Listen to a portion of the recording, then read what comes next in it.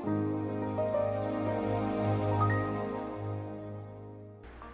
Everyone, मैं अरुण गुप्ता स्वागत करता हूं आप सबका इस वीडियो ट्यूटोरियल में। दोस्तों, ये ट्यूटोरियल हेल्पफुल है उन लाखों स्टूडेंट्स के लिए जो अभी जो वैकेंसी निकली है महाराष्ट्र गवर्नमेंट में आपके असिस्टेंट मोटर व्हीकल इंस्पेक्टर की, और उसके रिगार्डिंग हमने ये ट्यूटोरियल बनाया है जिसमें हम प्रीवियस ईयर का जो पेपर है 2014 का, उसको हम यहाँ पे सॉल्व करवा रहे हैं। इसके सॉल्व कराने का मकसद ये है कि आपको ये समझाना कि किस प्रकार के क्वेश्चंस इसमें आते हैं और उसको कैसे उसको सॉल्व करना है। तो इसके बारे में हम चर्चा करेंगे, सॉल्व करेंगे इस पेपर को।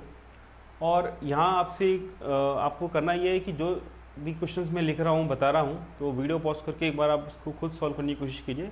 फिर उसके बाद में आगे हमारा तरीका देखिए और देखिए किस प्रकार से उसको सॉल्व किया जाता है कम से कम समय पे और एकदम सही जवाब के साथ में।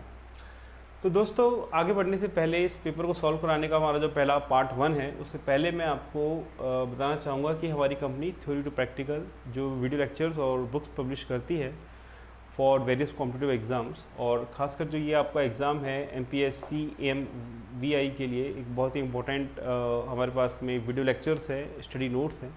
तो आप ज़रूर इसका बेनिफिट उठा सकते हैं और इस एग्ज़ाम को क्रैक करने में आपके लिए बहुत ही हेल्पफुल होगा। आपको करना ये है कि आपको हमारा मोबाइल नंबर है 8003378523 पे, आप इसमें हमको व्हाट्सअप कर दें, जो स्टूडेंट हेल्पलाइन है। तो जो भी और भी इसके पार्ट्स निकल रहे हैं या फिर इससे रिलेटेड और भी इन्फॉर्मेशन हम आपको हेल्प कर पाएँ। और हमारी वेबसाइट है दोस्तों theorytopractical.com।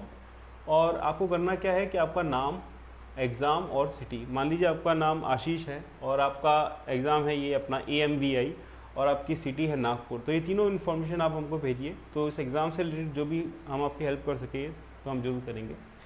आइए बढ़ते हैं क्वेश्चंस को। और सबसे पहले मैं लेता हूँ सीरीज़ के क्वेश्चंस, मैं ले रहा हूँ रीजनिंग के क्वेश्चंस मैं आपको करवाता हूँ।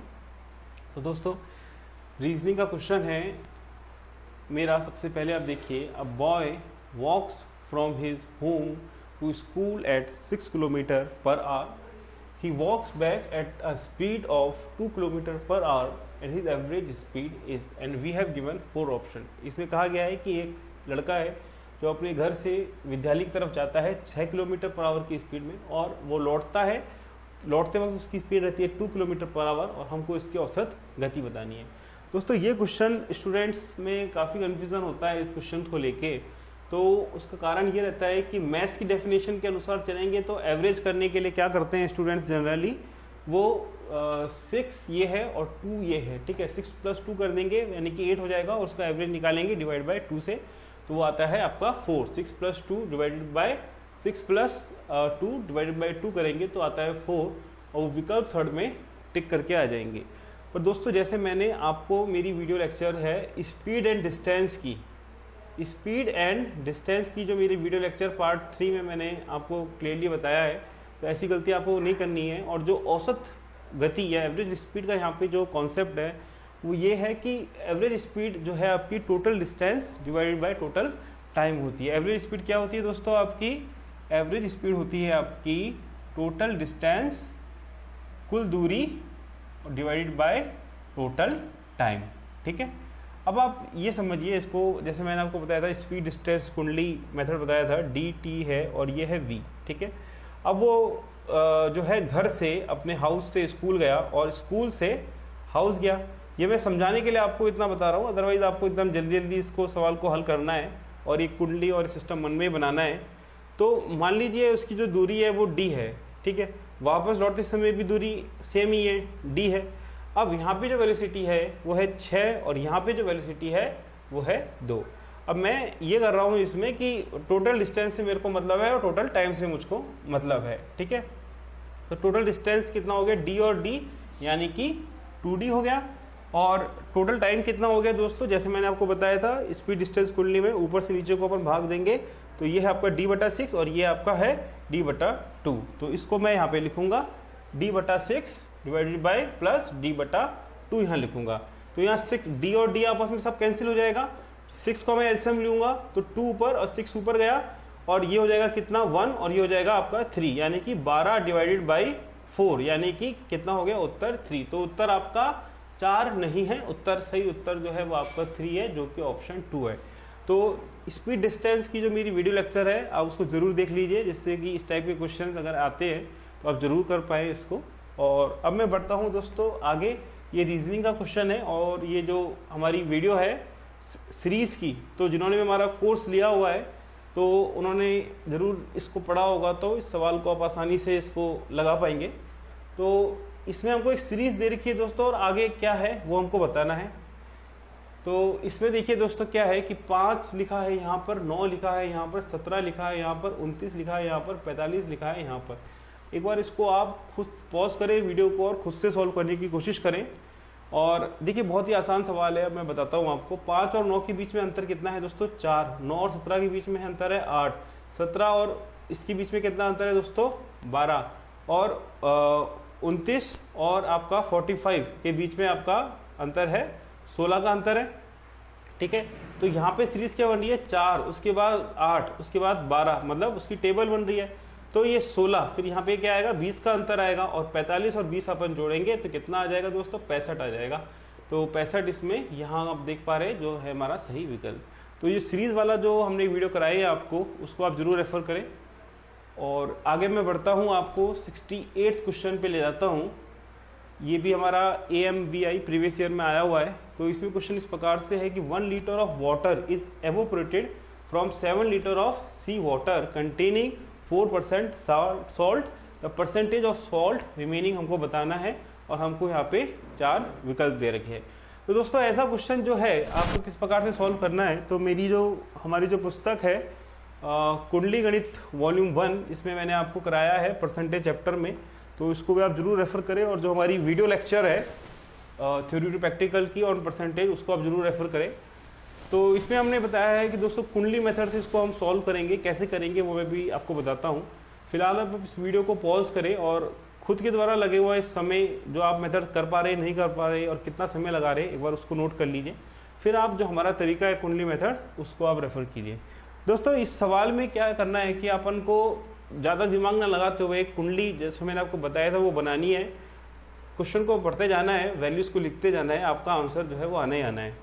तो इसमें कुंडली मेथड का फ़ायदा यही होता है कि जो स्टूडेंट कुंडली जानता है वो फटाफट इन सवालों को करता है। तो देखिए इसमें क्या है कि सी वाटर है, और सी वाटर एक मिक्सचर है, ये मैंने आपको बताया है, जोड़ कुंडली में बताया हुआ है। आइए पहले मैं इसको हिंदी में इसको ट्रांसलेशन कर देता हूँ, अगर कोई स्टूडेंट समझ में नहीं आ पा रहा है उसको। इसमें यह है कि 1 लीटर पानी हमने निकाला है समुद्री पानी से, 7 लीटर के समुद्री पानी से, जिसमें 4% सॉल्ट है, 4% नमक है। अब हमको बताना है कि जब पानी एवोपरेट हो गया इतना 1 लीटर, उसके बाद जो नमक बच गया तो उसमें परसेंटेज उसकी प्योरिटी क्या है वो हमको बतानी है, ठीक है। तो आप देखिए दोस्तों इस क्वेश्चन को हम किस प्रकार से हल करेंगे। इसमें यह है कि ये है हमारा सी वाटर, और ये है हमारा प्योर वाटर, और ये है हमारा उसमें सॉल्ट, ठीक है। मतलब सी वाटर किसका जोड़ है? प्योर वाटर का और सॉल्ट का जोड़ है। अब आप देखिए इसमें कि सी वाटर मान लीजिए इसमें दे रखा है 7 लीटर दे रखा है। अब इस 7 लीटर समुद्री पानी में कितना सॉल्ट है? 4% सॉल्ट है। तो 4% मतलब 0.04 इंटू 7 तो है इसका सॉल्ट, और बाकी कितना बच गया? 0.96 इंटू 7 जो है प्योर वाटर है। अब इसमें दे रखा है दोस्तों कि इसमें पानी एवोपरेट हुआ, तो पानी एवोपरेट हुआ इसमें तो पानी, नमक नहीं गया, सिर्फ पानी गया और नमक एज इट इज रहा। तो अब इसमें से मैंने -1 कर दिया, ठीक है। अब अगेन मैं इस कुंडली को सेट कर रहा हूँ यहाँ पे। तो यहाँ पे देखिए जो ये है सॉल्ट, ये तो 0.04 इंटू 7 सेम ही रहा, और जो प्योर वाटर है वो 0.96 इंटू 7 -1 हो गया, ठीक है। और अब जो टोटल जो है इन दोनों का हम करेंगे, मतलब इस जो 7 लीटर का सॉल्यूशन था उससे 1 लीटर जा चुका है, तो ये अपना 6 बच गया, ठीक है। अब देखिए आपको निकालना क्या है? परसेंटेज ऑफ सॉल्ट निकालना है, मतलब ये सॉल्ट की जो है अमाउंट ये है, तो ये है 0.04 इंटू 7, और डिवाइड किससे करना है? सॉल्यूशन से। सॉल्यूशन कितना है अब? 6 लीटर। कई बच्चे इसको लिख देते हैं नीचे, ये नहीं, इससे आपको डिवाइड करना है। गुना आपको किससे करना है दोस्तों? गुना आपको 100 से करना है, ठीक है। तो ये आपका क्या हो गया दोस्तों? इसको आप देखिए, ये आपका 0.04 मतलब 4 इंटू 7 डिवाइड बाई 6, 100 से हम गुना करा हमने, तो ये 2 हो गया, ये आपका 3 हो गया, और ये हो गया आपका 14 डिवाइड बाई 3 जो कि होता है 4 पॉइंट, फिर 20 आया मतलब 6 हो गया आपका 6। तो ये 4.66% हुआ जो कि मेरा ऑप्शन है इसमें ऑप्शन 4। तो आपने देखा कि किस प्रकार से हमने कुंडली मेथड से परसेंटेज वाले सवालों को बहुत इजीली हमने इसको कर पाते हैं। और दोस्तों अगला जो मैं क्वेश्चन लेने वाला हूँ वो है हमारा डायरेक्शन का। और डायरेक्शन में जो मैंने आपको तरीका बताया था जो सबसे फास्ट है, सबसे सिंपलेस्ट है, जिसमें आपको जो है समय भी बहुत कम लगेगा और आपको कुछ लिखने की भी जरूरत नहीं रहेगी, मन ही मन उस सवाल को कर सकते हैं, तो वो सवाल मैं आपके लिए लेता हूँ।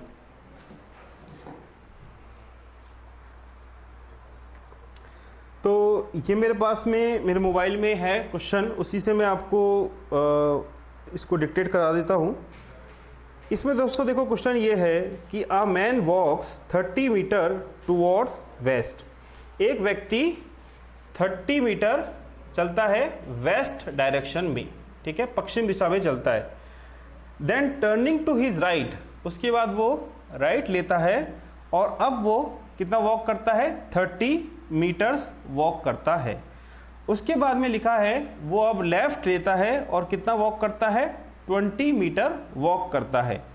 फिर उसके बाद में लिखा है कि वो लेफ्ट लेता है और फिर वो 30 मीटर चलता है। अब हमको ये बताना है कि वो अपनी इनिशियल पोजीशन से कितना दूर है, इनिशियल पोजीशन से कितना दूर है ये बताना है, ठीक है। तो इस क्वेश्चन में मैंने आपको सबसे अच्छा मेथड बताया था जिसको हम मन ही मन इसको कर सकते हैं, और मेरी वीडियो जिन्होंने देखी होगी उन्होंने तब तक इसको हल कर लिया होगा। और इसको मैं जो मेरा मेथड था उसके अनुसार मैं इसको बताता हूँ कि किस प्रकार से आपको ये वाले सवाल करने होते हैं। तो दोस्तों जैसे आप जानते हो दिशा का ज्ञान ये है, डायरेक्शन का सेंस ये है कि ये है आपका ईस्ट, ये है आपका वेस्ट, ये है आपका नॉर्थ और ये है आपका साउथ। अगर मैं कोऑर्डिनेट सिस्टम में बोलूँ, ये है हमारा +j, ये है -j और ये है मेरा i और ये है -i। ये आपको लिखने की जरूरत नहीं है, जब आप प्रैक्टिस करोगे और वीडियो लेक्चर देखोगे तो आपको समझ में आ जाएगा कि किस प्रकार से सर ने बताया था उसमें। और उसमें देखो दोस्तों एक और बात मैंने बताई थी कि जब आप राइट लेते हो तो मतलब क्लॉकवाइज घूमना होता है, ठीक है, और जब आप लेफ्ट लेते हो तो उसका मतलब होता है एंटी क्लॉकवाइज घूमना। तो कई बच्चे क्या है एग्जाम देते वक्त अपने टेबल्स में ही बैठे बैठे खुद घूमते रहते हैं, तो ऐसी गलती, ऐसी उसकी जरूरत नहीं है इतना समय लगाने की। आप कहने का मतलब ये है कि जैसे अगर आप इस डायरेक्शन में जा रहे हो, ठीक है, और अगर आप जो है राइट लेते हो तो मतलब आप ऐसे घूम रहे हो, क्लॉकवाइज घड़ी की दिशा में घूम रहे हो, यानी कि आप साउथ डायरेक्शन में आ गए। और अगर आप मान ली ईस्ट जा रहे हो और अगर आप, ये हो गया राइट का, और अगर आप लेते हो लेफ्ट तो घड़ी की उल्टी दिशा में घूमे तो आप पहुंच गए आपके नॉर्थ डायरेक्शन में। तो ये कॉन्सेप्ट हमको यूज करके इस सवाल को बनाना है। तो अब देखिए दोस्तों करना क्या है इसमें कि वो बंदा जो है 30 मीटर जो है वेस्ट चलता है, ठीक है, वेस्ट है ये, तो मैं लिखूंगा इसको -30i, वेस्ट -i है इसलिए। उसके बाद में वो लेता है क्या, राइट लेता है, राइट लेगा यानी कि क्लॉकवाइज घूमेगा, ठीक है, राइट लेगा मतलब क्लॉकवाइज घूमेगा, मतलब नॉर्थ पे आ जाएगा वो, ठीक है। तो नॉर्थ में क्या है, +30j है। अब आप देखो लेफ्ट लेता है और 20 मीटर चलता है, लेफ्ट मतलब एंटी क्लॉकवाइज, फिर इधर आ गया अपने वेस्ट पे, मानिए मतलब -20i हो गया। अब उसके बाद में फिर वो लेफ्ट लेता है, अभी यहाँ पर चल रहा था और लेफ्ट लेगा मतलब घड़ी की उल्टी दिशा में जाएगा, यानी कि अब वो कहाँ पर आ गया, साउथ में आ गया, और कितना चला है 30 मीटर, और साउथ क्या है -j, तो मैं लिखूंगा इसको -30j। अब देखो 30j और -30j कट जाएगा, मेरे पास बचेगा -50i। तो यानी कि वो डिस्टेंस कितना चला, 50 चला, और अब वो इनिशियल डायरेक्शन से किस डायरेक्शन में है, वो साउथ की डायरेक्शन में है। तो इसका जो मेरा करेक्ट जो आंसर है इसमें ऑप्शन, जो इसका PDF है मैं आपको प्रोवाइड करा दूंगा इस YouTube चैनल के, जो मेरी YouTube वीडियो है, तो इसमें PDF का मैं लिंक दे दूंगा आपको। तो इसमें जो ऑप्शंस थे इसमें 20 मीटर ऑप्शन था आपका, 30 मीटर ऑप्शन था और 50 मीटर ऑप्शन था और कोई नहीं ऑप्शन था। तो इसमें जो सही उत्तर होगा दोस्तों वो होगा आपका 50। तो ये बहुत ही अच्छा मेथड है डायरेक्शन को सॉल्व करने का, और इन कोई भी एग्जाम होता है उसमें डायरेक्शन रीजनिंग अगर है उसमें तो डायरेक्शन तो आना पक्का है ही, 1 या 2 क्वेश्चन वो पूछता ही है।